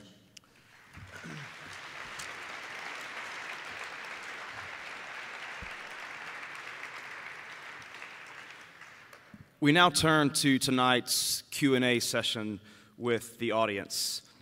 If you have a question, and I would like to emphasize a question for the speakers and not one that you want to answer on your own, please approach one of the microphones to your left or right. We will take one question at a time, alternating from one side to the other. We have 20 minutes for this portion, so please, respectfully, in the interest of time, if you could limit your questions to a couple of sentences, we would all appreciate it and would give others behind you a chance. Sir, if you'd like to, how about the ladies first? The lady first, right? Okay, this is for both of you. What is your definition of faith and what is your definition of reason? And in a few words, how are they commensurate or contradictory? You want to go first? Sure. Reason is using our intelligence in the world and trying to draw conclusions based upon what we know. Faith is making a decision. In life, we have to make decisions where full information is not available. If I were courting a woman, deciding whether to marry her, I could use all the reason I can. I plug it all in. And yet, if I were to ask what would life over the next 20 years be like with her, I don't know. So I can say I'm going to be an agnostic and wait for all the data to come in, but the data will never be in. She'll marry someone else or we'll both be dead. And therefore, at some point, I've got to take what I know and I've got to go for it. And that means that's the leap of faith. Faith is not in contradiction to reason. Faith comes in where reason can't go. By reason, I mean logical, that is non-contradictory thinking applied to facts. Reason is logical, that is non-contradictory thinking about facts, not about faith-based beliefs, but about facts. Faith is belief in the supernatural. It's belief in that which cannot be observed, which goes against all the evidence, which has no evidence to support it, and or goes against the evidence. I gave a good example before from Matthew, that the graves open and the dead rise and walk the streets of Jerusalem. Good example of faith-based beliefs. As like Mark Twain once said, faith is when you believe something you know ain't so. And but the emphasis here is on reason. Reason, again, is logical, non-contradictory thinking about facts. There is no place in the universe where reason, in principle, cannot go. There is no supernatural realm. There's no evidence to support. It goes against all the evidence. I gave the argument that consciousness depends on existence, and that requires faith. Sir. Yes, and speaking of the evolution of Christianity over time, I think Mr. Bernstein had pointed out is the very principles underlying evolution which make it unjust. But D'Souza, I think you pointed out that the crimes perpetrated by Christianity were not characteristic of what Christ taught. I'm just wondering how much authority you put in a religion which develops its morality over time, and if you're willing to accept a religion which is almost extremely different from the Christianity of today in the future. It's not a matter that the religion evolves over time. It is that any new system of ideas engrafts itself on an existing social system. So, for example, Christianity, just as Muhammad arrives in the society of the Bedouins. Now, in the society of the Bedouins, it was concubinage, rape, pillage, normal practice. What does Muhammad do? He says, listen, you can have polygamy, but limit the number of wives to 4. Right? So the point being here, it's not that, what is Muhammad doing? He's taken the society as it is and offering moral remedies in that context. So what does Christianity do? It comes into a society that's hierarchical, monarchical, extremely violent, infanticide and those sorts of things quite common. And Christianity articulates principles that run counter to that society. Those principles are not immediately implemented. It's not like people immediately say, all right, let's stop doing this. But the principle endures. Lincoln made a very good point on the eve of the Civil War. He said the founders declared the right so that the enforcement could follow when the circumstances permitted. So in other words, it takes a certain amount of moral enlightenment in order to see a principle that's in Christianity, but is so radical that it takes time to implement it. So you look at the anti-slavery guys, they were motivated by Christianity. They were motivated by the biblical idea that we're created equal in the eyes of God. But for many, many centuries, that idea was interpreted purely for the next world. And what was revolutionary was not that the Enlightenment crept in. What was revolutionary is that Christians began to take that otherworldly teaching and apply it to this world. And the anti-slavery movement was not driven by science or the Enlightenment. It was driven by Quakers and evangelicals, Wilberforce in England. Here in America, the abolition movements motivated by the doctrine of equality, which was in Christianity from the beginning. Would you like to respond? First, I want to respond to Mr. D'Souza, then quickly to the question. The abolitionist movement is 100% generated by the Enlightenment. Which century and where does it begin? If the Christians promote slavery for centuries, Christians happily own slaves. When and where does the abolitionist movement begin? Oh, just by coincidence, it's the 18th century. It's during the Enlightenment. Almost all of the philosophers were abolitionists. Franklin, Voltaire, almost all of them were abolitionists. And the reason, of course, is that man is a reasoning being. He's self-governing. He can be self-governing. It's wrong to hold him in bondage to the state, the church, or the slave owners. Wilberforce, give a lot of the Christians credit. They picked this up from the Enlightenment. It's a historical fact that Wilberforce was well aware of Enlightenment thinking on this, of what the philosophers had to say. In regard to the question, briefly, I just want to reiterate what I said in my talk. Faith-based beliefs is impossible to rationally adjudicate. So if one denomination says, well, Jesus is God, and the other one says, no, Jesus was created by God, but he's not himself God.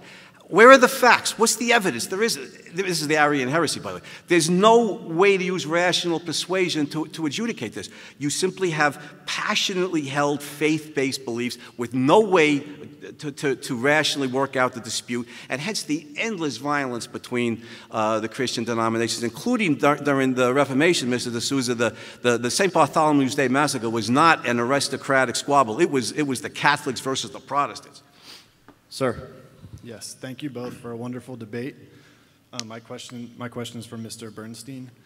If you take any unit of time, let's say we use days, and all the stuff in this universe existed before the Big Bang, if there was one, in time, in eternity past. The problem with that is you can't mathematically have an infinite series of days before tonight, or else we never get to tonight. So how can you rationally deny that the universe had a beginning? Dr. Bernstein. I don't have the slightest idea what he just asked me. I gave the reasons for why creation's impossible. I gave the reasons already. You want me to reiterate? Well, consciousness is a metaphysical dependent. Existence is metaphysically independent. It logically precedes consciousness. Consciousness requires something to be conscious of. Consciousness also requires bodily means. All the evidence supports. Now, I agree with Mr. D'Souza about one thing, about being open to new evidence. I think you come to, conclusions that, in our context of knowledge, they're provisionally certain. You're always open to new evidence.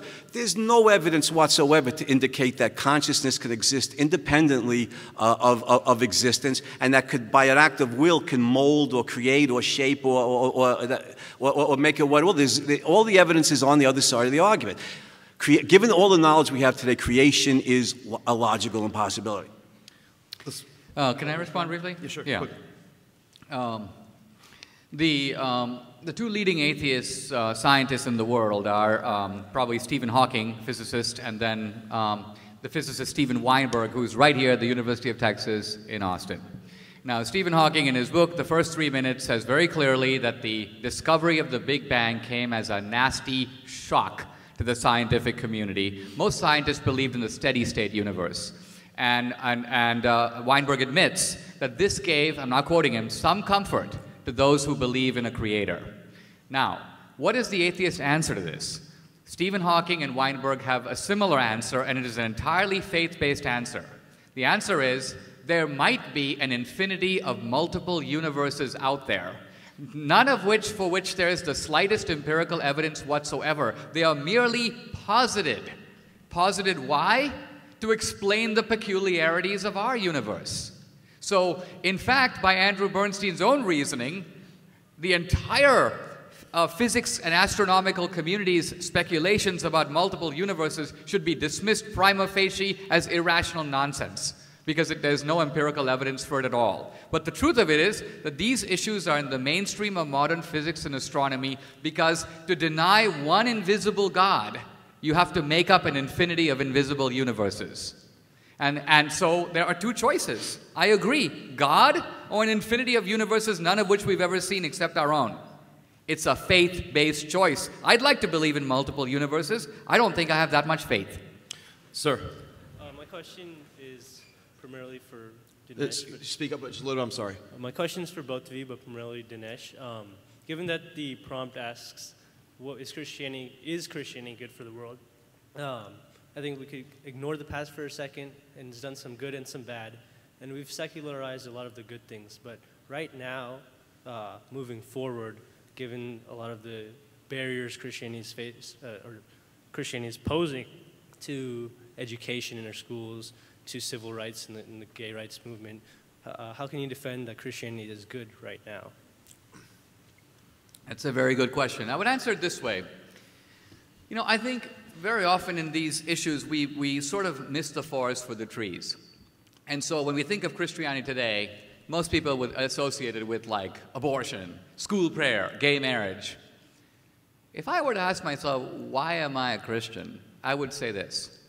I can think of myself as a material object in the universe, a product of quarks and random forces. I could think that I have no free will because my decisions are the product of neurons in my brain over which I have no direct control. I could think that life has no purpose, and when I die, I'll become nothing. I could think that way, and reason allows me to do that. But reason also allows me to think that my life is part of a larger cosmic drama. That, in other words, there is a creator of the universe, and that the universe actually has a story. It has a point. That life itself has a purpose. That ultimately the sad injustice of our world, in which many times bad guys end up on top and good guys come to grief, will actually be compensated in another life. In other words, that there is cosmic justice. Christianity gives me an experience of the sublime. In secular life, we almost get no experience of the sublime. Occasionally with art, sometimes, quite honestly, in sexual intercourse, but it is brief and evanescent. With Christianity, the sublime is embedded in everyday life. You get the sense that life has depth, complexity, purpose, meaning. So then there's consolation for life after death. Fact of the matter is, you and I, we don't think about it now, you're too young, but the grave digger waits for us all, and death is a terrifying experience. So we have to face it no matter what. We can either face it believing that there's something coming after, which will actually make that experience more bearable, or we can just face it grimly saying nothing's going to come after. Now my point is, maybe nothing's going to come after, but we don't know. He is choosing to believe that nothing comes after, and it defines his morality. I'm choosing to believe that something does come after, and it defines my outlook. And I'm simply saying that if I just look at it as a practical matter, Christianity is delivering me practical goods that enrich my life in the world, and that ultimately is why I'm a Christian. Would you like to reply? Hell yeah, hell yeah. Hopefully, Dinesh, we can debate this topic again, and maybe one day you'll actually answer my arguments. But, you know, what I want to say is this. Reason is mankind's survival instrument. I established that. You should read Atlas Shrugged for this. This life is the one chance we get. Consequently, we need to make life on Earth amenable to human beings. We need to institute, I think Dinesh and I agree on this, institute the principle of individual rights. Your life belongs to you, your mind belongs to you, you are free to choose rational values, healthy life-promoting values, like I said before, in education, career, friendship, romantic love, you know, family, travel, etc. And you fill your life with meaning. Values are the meaning of life. So we have to live with a certain sense of urgency because death is the end. And we need to establish a free society because it's only the United States of America is the greatest country of history, the nation of the Enlightenment, in fact. We need to establish a free society that human beings, you know, free for women have the right to their own bodies, homosexuals have the right to marry, et cetera, that human individuals then can achieve flourishing life on earth in a free society established on the principle of individual rights. And that is the meaning of life, the achievement of values that make your life fulfilled, not faith-based fantasy that there's some God directing this or that I might have some life in the end. There's no evidence to support that. All the evidence is on the other side. Sir? Thank you. One of the key arguments, it seems, one of the key arguments, I think, from Mr. Bernstein is that that Christians and those who follow the teachings of Jesus have become subservient to that belief system, and some of them have done bad things. Couldn't that be applied to any belief system, including objectivism or the teachings of Ayn Rand? A short reply from both. Why don't you answer since it's directly to you? Yeah. Yeah, I think some people who call themselves objectivists are words that I can't even say in public. And they do things that I find bizarre, irrational, destructive, harmful, hurtful. But I'll just say this. You know, to the extent that somebody's an objectivist and he recognizes reason not only as the means of dealing with nature, the means of growing food and building houses and everything, but reason is the means of dealing with human beings. So the initiation of force is out, and we deal with each other by rational persuasion. Notice that if somebody's following objectivism and they disagree passionately on some philosophical principle, what do? Do they recommend burning each other at the stake? No. They stop talking to each other. They shun each other. They go their separate ways. And they simply agree to disagree. there's no point in insulting individual Christians or any religion, Judaism, Islam. It's a faith-based philosophy, and there's no way to rationally adjudicate it. And consequently, you get, in religion, the burnings at the stake, the beheadings, the endless religious wars. Europe 1,000 years ago in the Dark Ages under the Catholic Church was almost identical to the Islamic world today. There's a Christian Dark Age, and today, since 1200 AD, since the Muslims rejected Greek rationalism and imposed faith on Islamic society, they burned the books of Averroes, Avicenna, and the Islamic world's been in a Dark Age for 800 years. It's almost identical to the Dark Age in Europe caused by Christianity. Faith-based system. Religion is hazardous to your health. I mean, that's the conclusion here. It suppresses reason, mankind's survival is from faith. Mr. D'Souza. You think about Christianity and ask a simple question. What new value did Christianity bring into the world? I think I would answer it brought into the world the new value of forgiveness. In ancient Judaism, there is the idea of an eye for an eye, justice. I think we'd have to admit that that actually comports with strict justice. If somebody comes to your tribe and kills 10 people, you have every right to go to their tribe and kill 10 people. But the inside of Christianity is that that leaves 20 people dead. Forgiveness is actually a very interesting idea because it involves no denial of the horror of the crime. It fully takes it on board. And yet it agrees to, through a tremendous moral exertion, overlook it. Act as if it didn't happen while knowing full well that it did. There is no such principle in any other religion that I know of. There's no such principle in secular philosophy in and of itself, unless adopted from Christianity. And yet it's the most radical principle the world has ever seen. It is the only way in a sad world in which there have been so many terrible things inflicted on so many people to actually move forward. The way that Mandela was able to move forward in South Africa. The whites had been oppressing the blacks for decades. Should the blacks not turn around and kill as many whites or more as the whites had killed blacks? And think of where that would end. The whole principle of reconciliation that went on in South Africa was entirely based on the Christian principle that the guys who did the crime must acknowledge it, but having acknowledged it, the very people that they did it to must forgive them. That is the radical message of Jesus still alive in the world today. And so, to just go around talking about reason and superstition and why faith is bad and so on fails to acknowledge the Christian organizations all over the world that are actually inventing things, dispensing food, St. Jude's Hospital, the Red Cross. In other words, Christians are acting in the world, and Andrew Bernstein is making philosophical arguments about why the whole thing shouldn't exist. If you actually remove Christianity from the world today, the religious-based schools would close down, the hospitals would close down, Doctors Without Borders would shut its doors, the Red Cross would have to close down, and in other words, innumerable goods that are going on in the world now. And these are not acts of government coercion, they're private charity, so they're completely consistent with a free society. And Christianity is doing, and when Christianity stops doing, the state steps in.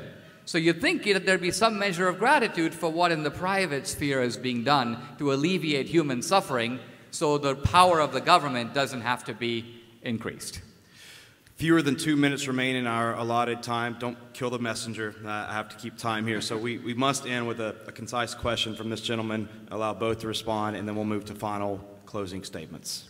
Dr. Bernstein, in my lifetime, it's been reported to me of various events that have taken place that fall outside the context of what we know to be natural law. These events are called miracles.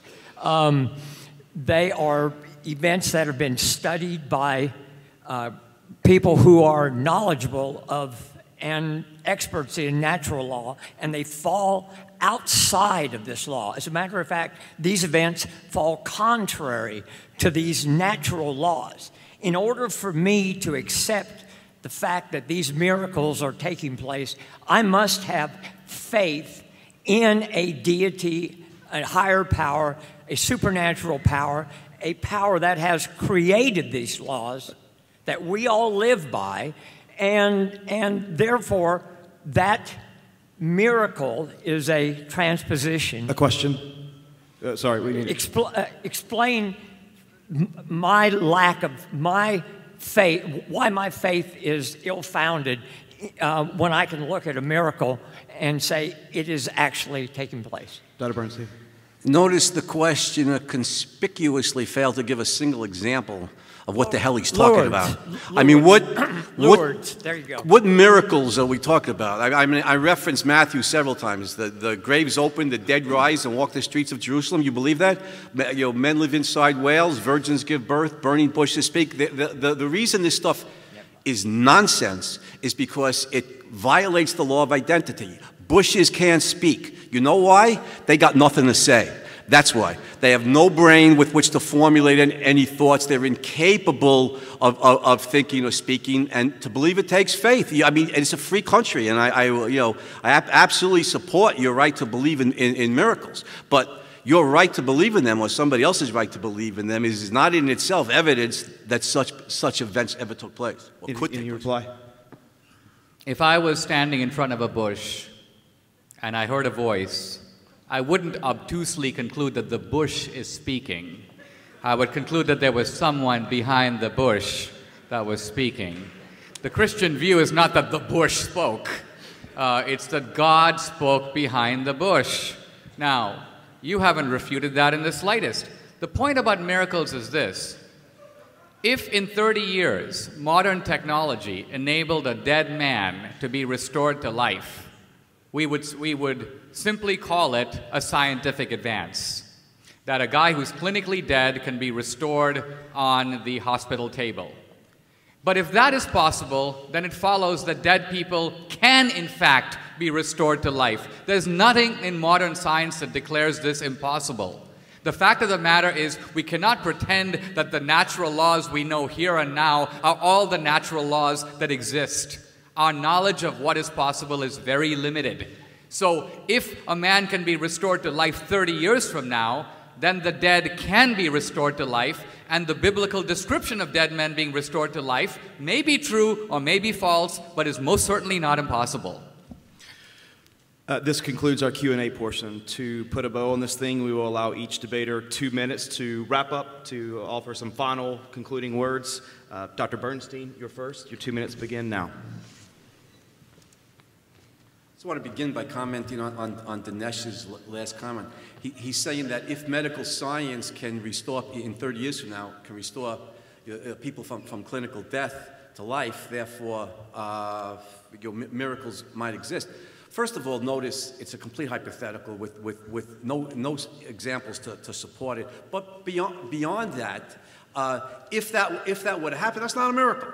That means it's within the laws of nature that dead guys can be brought back to life by medical means, by scientific means. There's no divine intervention there to raise the dead. Dinesh is talking about scientific advance. So we're talking about events that can occur within the laws of nature. A miracle means something that violates the laws of nature and that is caused by God. Now, my final wrap up, I just want to stress the positive here. Again, what I said all through tonight. Reason is man's instrument of survival. Reason is the source of all human values on this earth. We need to fall in love with reason. This is the way to promote human life on earth. Anything that suppresses the rational mind, whether it's faith, whether it's the emotionalism of the Nazis, whether it's the philosophical materialism of the communists, whether it's dictatorship of any kind, secular or theocratic, suppresses man's mind, and you see the collapse of civilization. The real struggle in human history is not religion versus secularism. That's only one example of it. The real struggle in human history is reason versus unreason, rationalism versus irrationalism, those who support the mind and those who oppose it. The Greeks generally supported the mind and made tremendous advances. The Muslims in the Middle Ages embraced Greek science, to some extent Greek philosophy, and they made tremendous advances. Ultimately, Islam suppressed that. Faith-based belief suppressed it. They're in a dark age for 800 years. In the West, Christianity suppressed the Greek approach. Notice There's no advances in the Western world until the Greeks rediscover until the Christians rediscover the Greeks in Spain, and you see great minds like Thomas Aquinas and Albertus Magnus embracing Aristotle, and they're Christian Aristotelians, and it's the Aristotelian part, the commitment to fact-based, observation-based rationality that leads to the medieval Renaissance and then to the Italian Renaissance. You see when men embrace reason, the Greeks, the Muslims at one time, the Christians during to some degree during the medieval Renaissance, the Enlightenment, the creation of America. When men embrace reason, they create civilizations. When the men of unreason tear civilizations down. And that battle simply goes on and on and on. Like I said, Christianity set the template in the West for irrationality. On Christian beliefs, you can believe anything. And Christianity inevitably is suppressive of the independent rational mind and consequently caused a dark age that lasted for over 1,000 years. That was real Christianity. Not what Dinesh is talking about today are westernized, Americanized, secular Christians who do good things, you know, in this lifetime. You don't need Christianity for that. You need goodwill. In fact, what you need is the principle of individual rights to liberate the human mind. Let me close with one example. You know, Mother Teresa or these so-called saints of charity, these faith-based saints of charity, maybe they do some good. Not much. At best, what do? They hold the hands of the leper and console him while he dies. The men of reason cure leprosy. I mean, they cure the diseases. This is what you depend on reason, not faith for this. So fall in love with reason, with rational values, and go out and live a life in a free country. Let's get the Democrats out of office. I agree with Mr. D'Souza on that. Let's live in a... I liked Dinesh's movie 2016. Not that I'm a Republican, but the Democrats are statists, they're socialists. Let's reestablish a free society in this country, and individuals then achieve rational values and flourish. Well, I'm glad that we can find some common ground, and perhaps this will lead to another debate in the future, and you could be on the same side of the table. Mr. D'Souza, your closing remarks.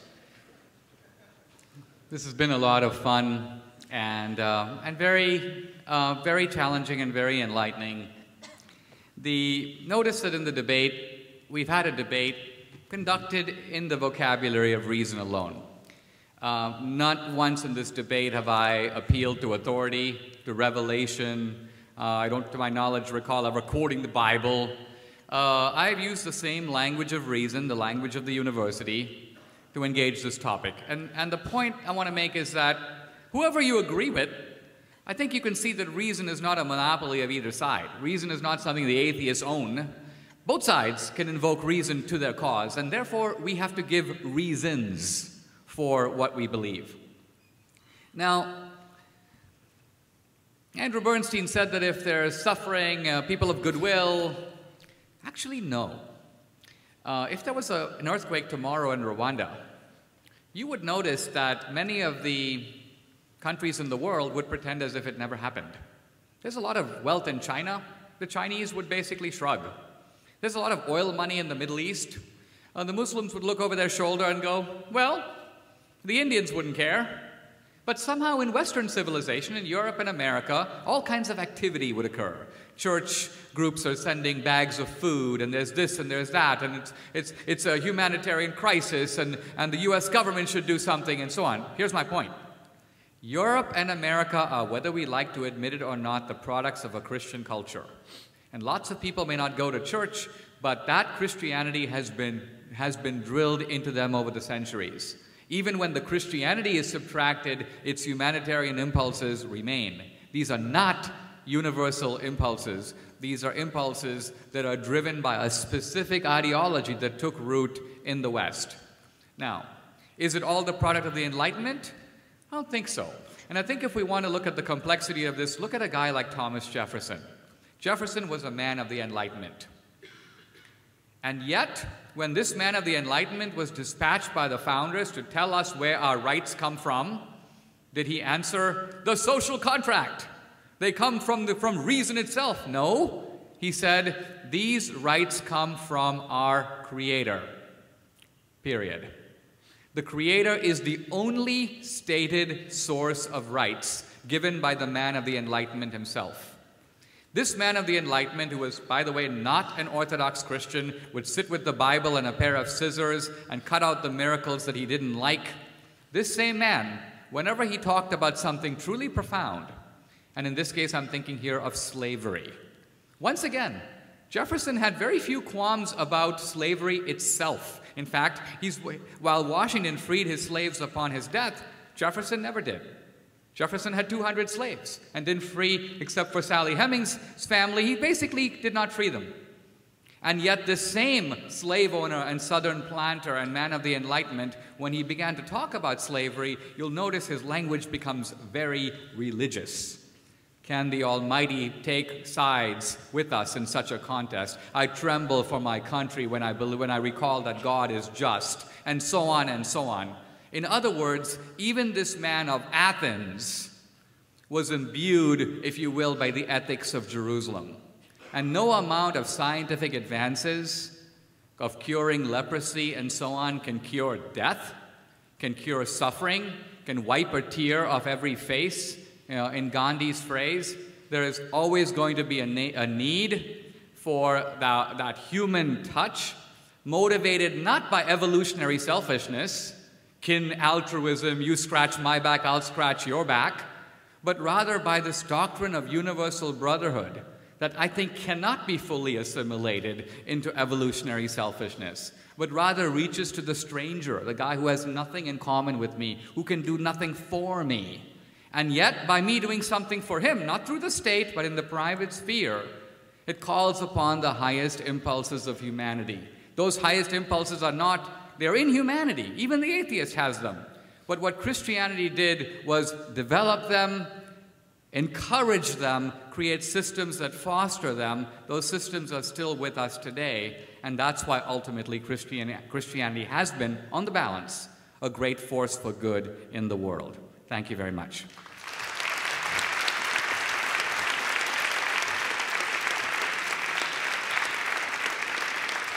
These closing remarks from each speaker conclude our program.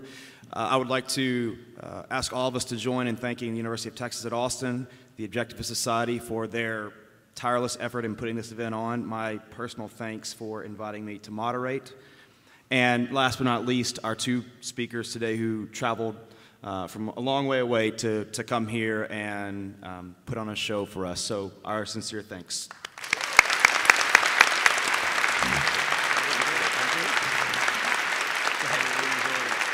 That was fun, Dinesh. That was fantastic. Yeah, we were debating objectivism for the Drive safe. Scratch that. We've got a final remark here. Need this? Thank you all so much for coming and making this event a success. If you are interested in learning more about Objectivism, the UT Objectivism Society meets every Tuesday at 6 in Garrison Hall. More information is available at the table in the lobby. Thank you so much to Dinesh D'Souza and Andrew Bernstein for sharing your perspectives on this incredibly important topic. I'm told that the UT employees here would love to rejoin their families, but we can't make that happen until this entire facility shuts down. So please make your exits rather expedient. Look down at your feet. Make sure that you bring everything out that you brought in. And even if you see trash that is not yours, please pick it up on your way out. Thank you all so much for coming.